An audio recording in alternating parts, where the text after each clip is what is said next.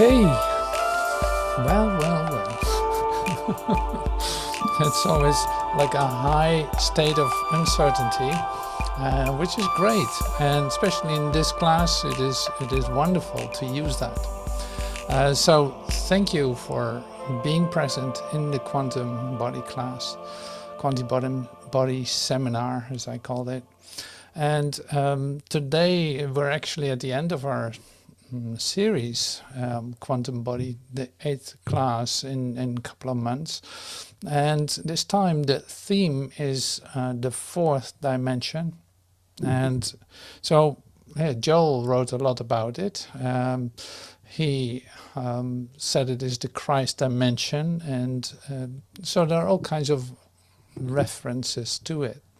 But I'm not too interested in definitions of it, because there's always a limitation connected to that, and so I'm not too concerned with that. But we're going to go on a little adventure, a tour, digging into the dimensional way of, say, experiencing. So the 3D experience, we know this one really well. We're experts at it. We defend it with our life, literally, and so I'm not going to say too much about that. So what is left over to share with you then? So this is exactly where you get an answer to in the next 45 minutes or so. So I promised to start this time with a meditation, and I use a bit of script, a bit of a piece that is really beautifully written. I think it's Master Teacher who wrote it, but it doesn't matter in that sense. It doesn't matter because it will bring you to a place that you have like, oh my God, so great to be reminded of that. At least that is my experience. So I'm gonna dive into that right away with you, of course. Here's my little piece. So it has everything to do with love, to make it easy. It has everything to do with the truth of who you are, in other words. So once I've read this, we'll see what happens. So I probably will ask for some quiet time. Then I come back maybe another time with reading a little bit of it, or just having some words, another quiet moment, and then we'll see what happens. Okay, so be right here. Listen carefully. Stay watchful for the love that is all about you. Come and lay aside the grievances of your old pitifully fearful, helpless self. Come and lay aside the grievances of your old pitiful, fearful, helpless self. You are entering into a brand new, yet very ancient, rapidly accelerating continuum of time, in which you will recognize yourself as a perfect creation of God. I'll repeat it once more. You are entering into a brand new, yet very ancient, but rapidly accelerating continuum of time, in which you will recognize yourself as the perfect creation of God. It is important to remember as you enter this continuum that it is totally impossible for you to meet a stranger anywhere or anytime. The celebrants at this end of time gathering that we're meeting right now, who are sharing the continuing experience of the grace of God, are at last only subjects in the drama of your ongoing temporal reality. You know every celebrant here, and you know them well, for indeed, in whatever form they may appear, they retain for you every loving thought and deed that you have shared since time began. All of them are the vital images contained in the miracle of your own personal rebirth and resurrection. Remember too, this old world of desolation and separation that you have heretofore shared with them, all of these fanciful images in your mutual memories of death that emanated from your momentary incursion into this world are all over and gone, and in fact were all over and gone a very long time ago. They are only the history of a mistake long since passed away and forgotten. Release them from the bondage of time and space that has been fearfully fantasized by your own meaningless temporal identity. Watch them spring to light with you as you fulfill the inevitable revolutionary metamorphosis of your own human identity to the singular universal mind of eternal creating reality. Welcome back then from a journey that went nowhere and in reality took no time at all. For in truth you have never left your home in heaven. Enter graciously into this borderland between time and eternity, with forgiveness and love in your heart, that you may experience the miraculous certainty that you are still only and have always been the perfect, eternal joy and happiness that is the creating mind of God. Welcome home. Welcome back. Thank you.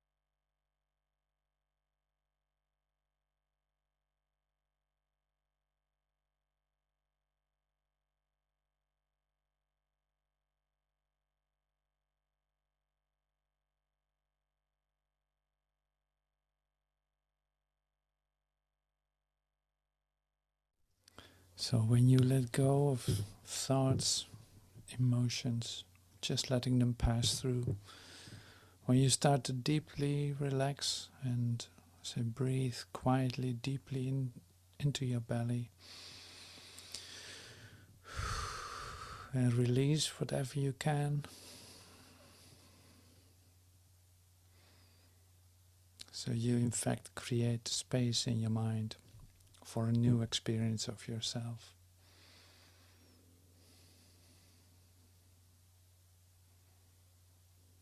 This is your experience, the only thing that matters in this sense.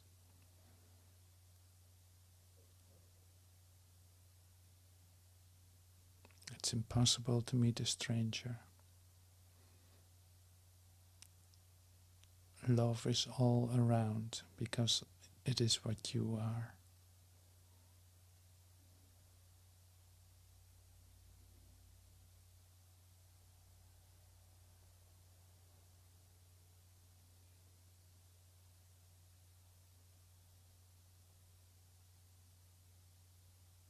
Releasing the fear of limitation and bondage to space and time.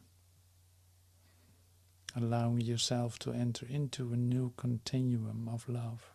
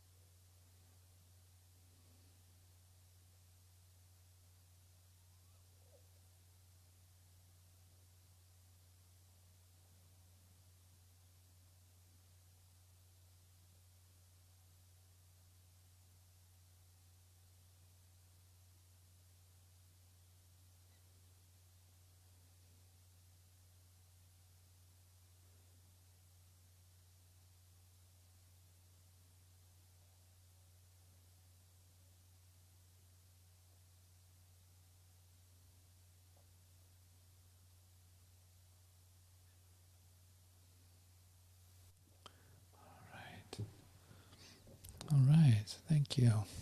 Thank you. So this is our start. Great, great. So thank you for joining in that. So to bring back the idea of dimensions,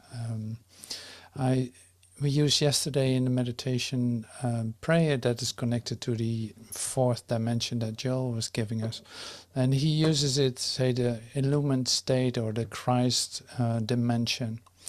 And that is lovely, because if you look at it, and this is immediately also a bit of like history, if you want, like the one-dimensional the first dimension then is the one of place, in fact. And the second one is distance, two spots. And the third dimension is the three-dimensional world. As you know, it's like 3 dimensions, so it has 3 axes. It has a left, up, and a right. So that's doable, So, but it entails a lot. Like, it has to do with everything that you see your 3-dimensional world. It's all based on a 3-dimensional idea about yourself. And this idea about yourself is where the undoing is taking place in order to have experiences of the next dimension, if you want. So that is the third dimension, and our belief system connected to it is what is going to be undone in order to experience the Christ dimension, so the 4th dimension. But it doesn't stop there. So it's like there's more, of course. So, and then we come at this point to the, say, the theoretical physics, in which is being said, like, no, there's a 5th dimension, there's a 6th dimension, there's a 7th dimension, and on and on and on and on, up to the 11th dimension. See, now, I'm not going to go through all the dimensions and how the, say, theoretical physics is talking about it. But today I encountered one of the expressions of Master Teacher in the spiritual notebook that he wrote at a certain point. So I posted it on the Course in Miracles Instagram. But it's like this. So like, yeah, the idea of a dimensional being is great. But and multidimensional being, yes, absolutely. The only problem that you're going to encounter is the fact that you're trying to imagine it coming from your 3-dimensional way of thinking. Well, in that, the all meaning dissolves, in fact. It's like, that's not going to give you any information. And this is, I think, the mystery, if you want, the mystery of the 4th dimension is that you literally cannot explain it in a 3-dimensional way. So all the things that we use, all the words that we use, all the models that we use is still a translation into 3-dimensionality. So that's the same thing as what we saw with the frequencies last week. It's like, you think, as a human being, you think that the visual spectrum is what there is, and you don't know the rest. While it's just one tone of the 88 tones on the piano, so to speak. It's just the E flat that it is, and there's more. There's like so much more. There's a whole spectrum with all kinds of frequencies.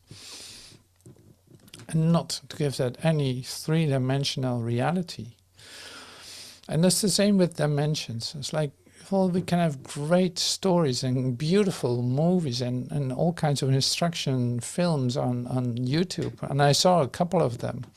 But then I realized too, it's like, well, it's still a translation into the visual cortex and into the say, imagery that we know from the 3-dimensional world, like mathematics and all that, so geometrics. And that is not it. That's why you actually can feel that. Like that is no mystery. You can feel the flatness of that. You can feel how flat that is. If I talk about the Christ dimension and it's just an idea of a model of a cube inside a cube that is turning around all the time, it is like, well, no, that's not my Christ experience. You know, so the limitation of the physics has to be that you separate your own feelings off of it in order to give say a mental description of it. So this principle is interesting for me to discover and to see and to share, because you can feel that that is not it. That's the same as talking about something is not what it is. So that's why meditation and having quiet times, having moments in which something can occur, or you feel a shift occurring that has nothing to do with what's being said, helps you, in fact, to even be present here in a meeting on a totally different way, or listen to Joel or to whoever in a whole different way, because you're not going to use your three-dimensional, like, limited vision, but you want to go beyond that. So, and that's the same in listening to me or to Joel, to whoever. Like there's an actual communication going on that has nothing to do with the words that I share. That has nothing to do with what you think it is about. So that is just a limitation. That's putting it in the box that you know.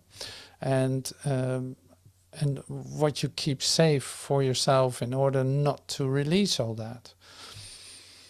So this is continuously, like in all ways, and continuously an invitation to go beyond that. That's why we start with the meditation, to have some, say, you can almost call it like some psycho-elasticity, to let go of your fixed beliefs, to let go of habits, of concerns, of all these things that keep you just here in this three-dimensional range that is already over and gone, as we heard before.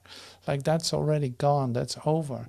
That's not going to be it, never will be it. It will never satisfy, it will never be it for you.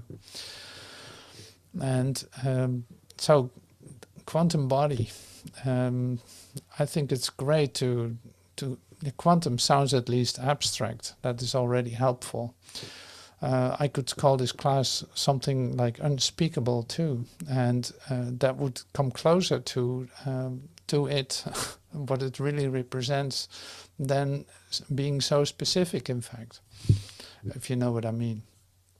So that's interesting. So I want to use this time today for reading a little bit from the Mother. We have used the Mother, Sri Aurobindo, the Mother from Aurobindo, so to speak. We used her experiences as getting to know the other state. She shares about it in a really lovely way, and that's why I love to share from her. You recognize what she's talking about. So here we go, and it's a bit of the last chapter out of the book. This is the book, The Mind of the Cells.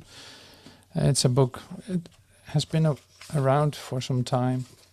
What was it again? I think, in 81 it was originally posted in Paris, I think, because she was speaking French. So I've here the translation into English. Lucky for us. Here, this is very interesting, and you recognize this too, probably.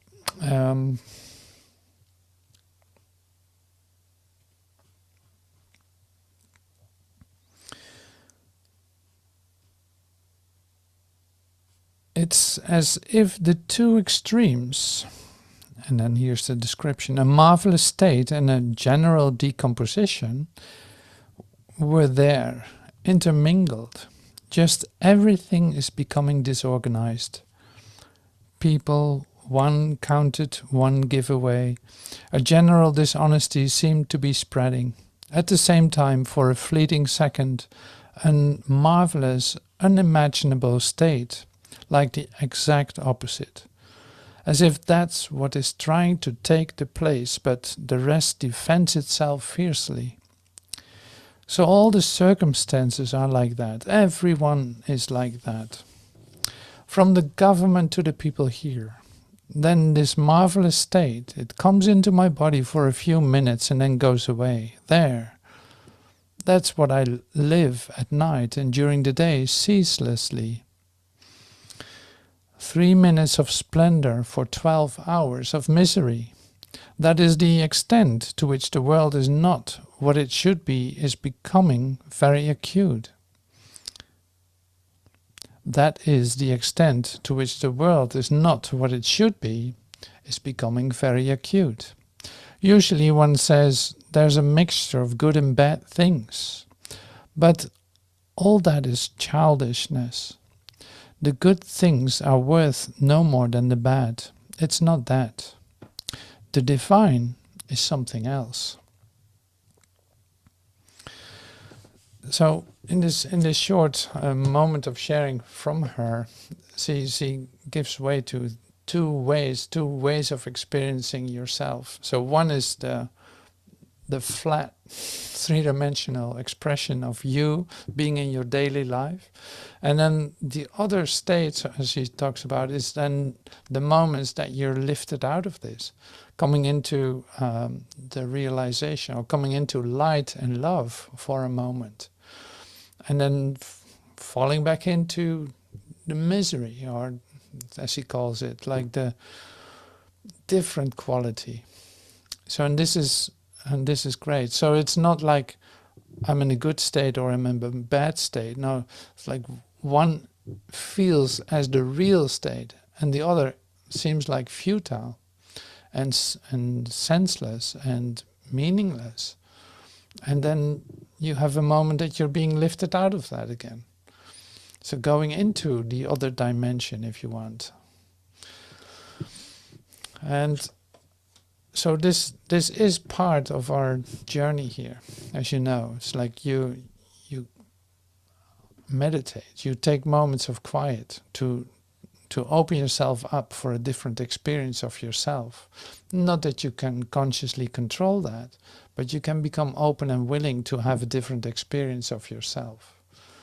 And then suddenly that happens, and feels great that you're feeling like purpose, connectedness, love and peace for just a moment. And then suddenly something is attracting your attention and you see that you're in this three-dimensional definition of yourself again. And then the obvious question is like, how can you stay up there? How can you stay up there? And so she wrote something about that, what we just read. It's like, no, it's like, it's the other way around. It's like you actually allow yourself to be lifted out of this. And the rest of the time you defend yourself literally not to have an experience of the totality of who you are. And that defense slowly but certainly will be released, will go. So if you have a day in which you have an, say, holy instant, in which you have a different experience of yourself, you feel like you're being lifted out of this, you see the value of that for you. But it can be that you, say, not go back into that experience for another couple of weeks or a couple of days or a couple of hours.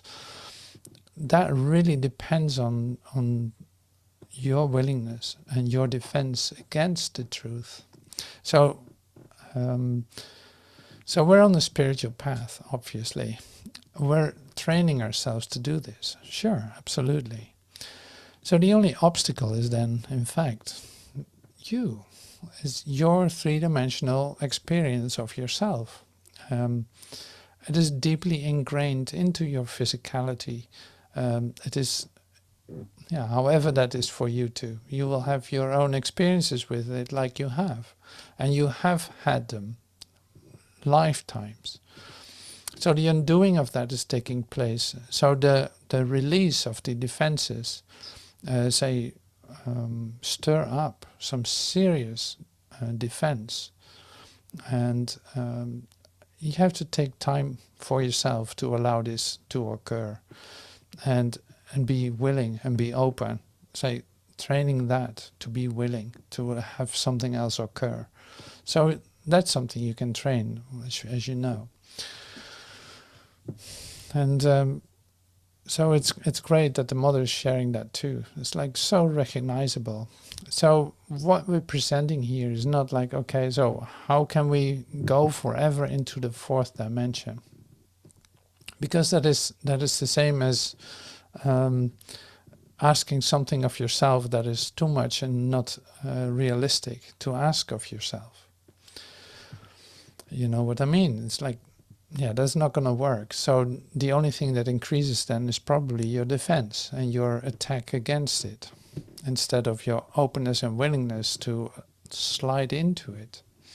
So that's why we have these moments, these holy instances, or these moments that we allow something else to occur. We slow down our mind and quiet down our thoughts.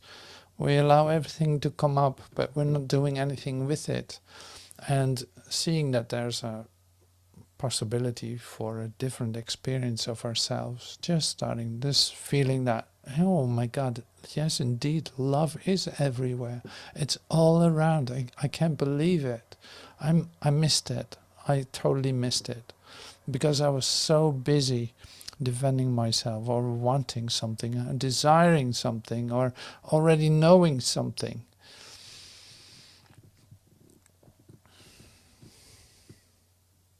Sounds familiar, doesn't it? So it is totally different to talk about the fourth dimension in this way, isn't it? It's like you want to have experiences, and yet you're the only thing that's in the way of it.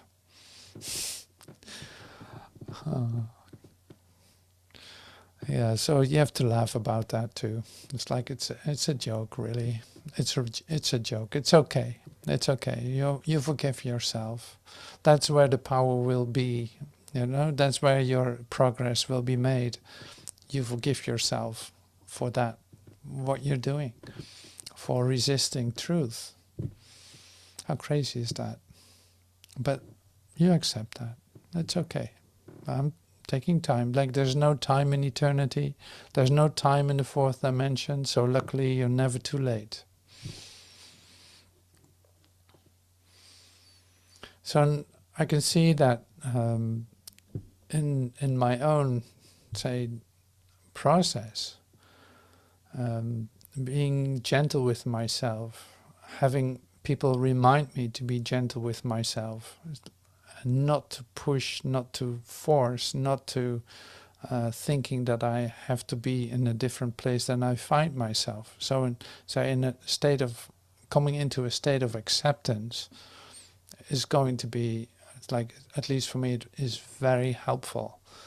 Like, yeah, allow all that and still try again try your willingness again. Try to be open. See what happens 5 minutes later. Okay, try again. Maybe 10 minutes later, try again. Or too much defense. Okay, 5 minutes later, try again. You know, so this is what I mean with being gentle with yourself. There's no sense in, judging yourself in where you find yourself. Because what are you doing then? You're making it real. You're making your defenses real. That's not necessary. So that they will dissolve and you will disappear into the fourth dimension. So I'll read what I read yesterday too from Joel, because that's actually a really lovely part. And since we have time to do this, as I always say here in class, like, we have time to do this. We reserve some time, like we put some time aside to listen to all this. The attainment of the fourth dimensional, this is from the parenthesis in eternity, the attainment of the fourth dimensional or illumined consciousness is the secret of harmonious, abundant and gracious living without strife and struggle, completely free from the material sense of life. this freedom of the illumined is really a freedom from ignorance, because only the ignorant can cleave to the belief that life is dependent on things and people in the external realm. Is not the whole material sense a life characterized by a faith, hope and reliance on the external? To believe that life is dependent on a heart and sustained by food alone, by physical heart and by food alone, or that strength is dependent on the development of muscles. In short, to believe that life is subject to or dependent on anything or any thought is material sense. So the real trigger then to having like the motivation factor is the description that you try to imagine about the fourth dimension. Gracefully living, abundance, no concerns, no struggle, all the things that you normally do, you don't have to do there. Wow, that sounds like a heaven on earth.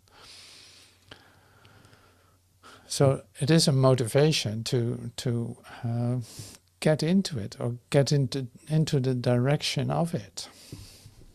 That's why you do it too. So, and that's the same with ideas of illumination. It's a great thing to put in front of you. It's like, yeah, that's my strive, or that's what I would love to develop or something. And then actually all that is not going to bring you there. It is not going to do that for you in that sense. So it is the other way around. It's always the same. It's like it's not that way. It's the other way around. You don't have to look for the love. You are what love is. Dum-dum.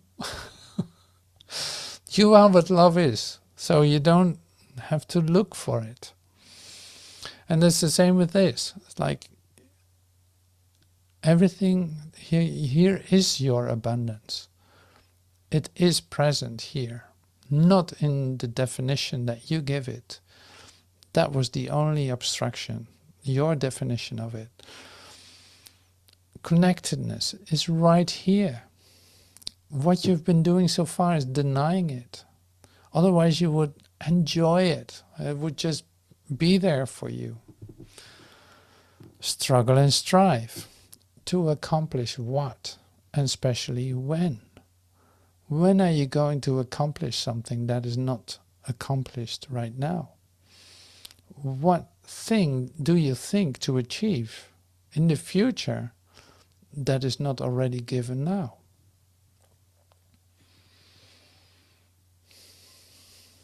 See, that already helps you to release the idea of attainment, of going for a goal, trying to achieve a goal, having a desire for something, thinking that you don't have that now. So if it's gonna come to you in the future, we said this the other day too, is like if it's gonna come to you in the future, it must be temporal. It's not gonna be that what you're looking for. It will not satisfy. It will not give you that. So you can say then the other way around too, that entering the fourth dimension is a recognition. It is not a change at all. It's like it's a recognition that that is the only thing that really is there. Like there's your Christ awareness. It is the only thing that is there. You will see it in everyone you meet. You will see it in everywhere you go. It has nothing to do with your description of it or with anything that you try to defend and make real for yourself. If you have to make it real, it is not real.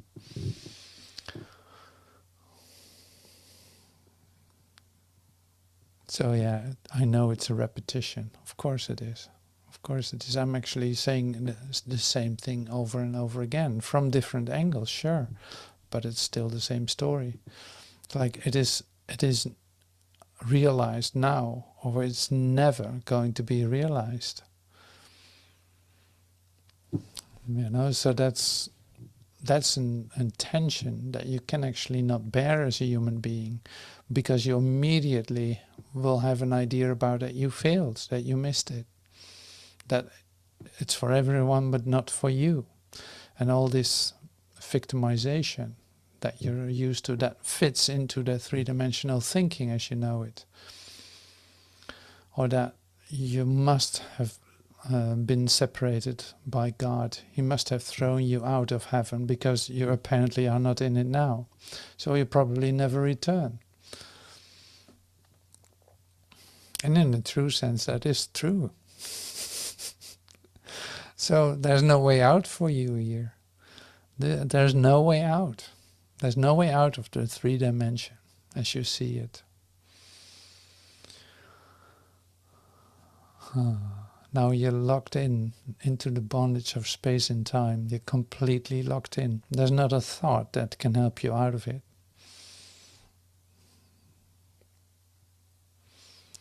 So sit with that for a moment, contemplate that.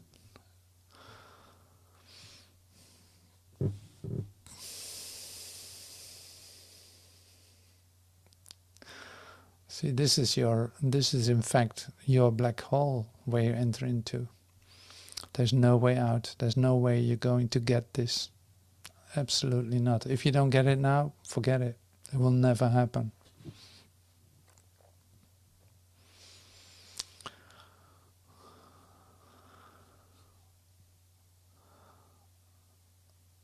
Yeah. So how can I help? How can I serve? Help you to die? Help you to die in your humanhood? Oh yeah, please. Yeah, please. So I hope this was a little help. So cutting your wrists is not going to help it. Jumping off a building is not going to help you. Yeah, you name it. Shooting somebody or shooting yourself is not going to do it. You have to do the same story again. We tried that. It didn't work. That's why we're here. So literally there's no way out of this. Isn't that great? And the total acceptance of the no solution is in fact what will help you out of it. There's no way out of this. Absolutely not. Completely locked in forever. So the total acceptance of that will give you all dimensions at your feet.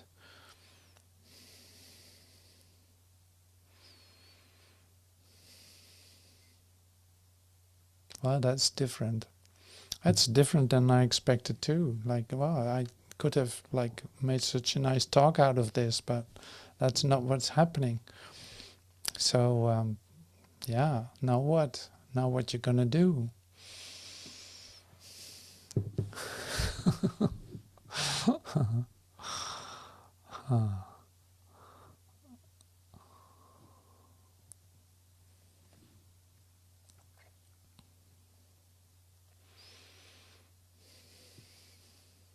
Wow, that's great. Thank you.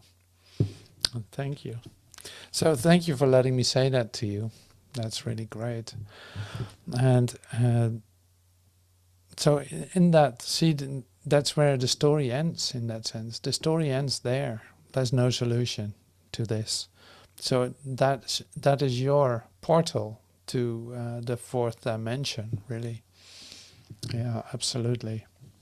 So if I speak about the fourth dimension and give a description of it, that's not going to be it. The ways to get there is not going to help you in any way, because it is not, say, translatable into a three-dimensional language. So it must be a miracle to get there. It is a miraculous occurrence to experience that. And of course you don't like that, because you love to control where you find yourself. You love to control that. You like, okay, I want a coffee, here's a coffee. And you want that satisfaction, like the immediate gratification that you're used to. You want that, otherwise you start to scream and shout. It's like, well, it's not working. I need to blah, blah, whatever the solution is that you temporarily use.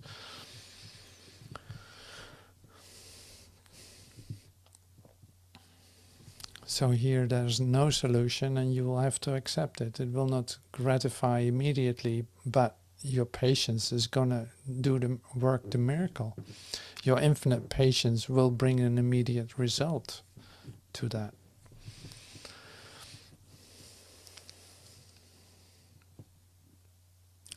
All right, so that's great. So I'll leave it here, putting you right at the doormat, so to speak. I'm going to leave it right here. So thank you so much for allowing me to do this with you and allowing me to share this with you. And here the quantum body class is really ending at the beginning. So I'm really happy that you're part of it, that you ended up here with me, and yes, we do need that miracle for us to be taken out of this, and that's your birthright. So you're entitled to that. So thank you for sharing. Thank you for joining in this, and I hope to see you soon. Thank you.